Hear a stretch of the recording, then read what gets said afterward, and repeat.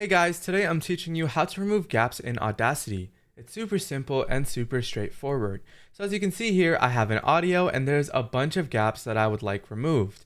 And so it's super easy and super simple to do this. All you do is go over to the gap, select the beginning of it, hold down left click, drag it onto where you want it to go up to, and then all of a sudden we have this selection.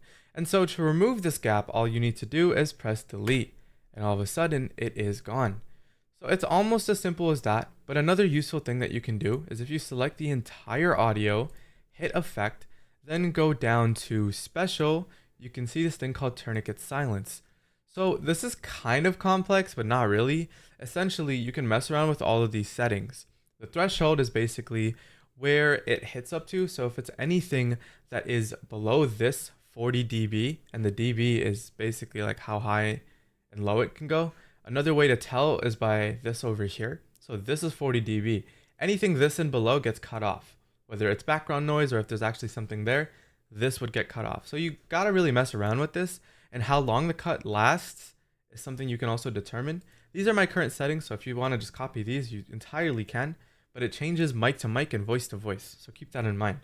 So I'm gonna go ahead and hit apply, and as you can see, it basically just chops up every single empty space.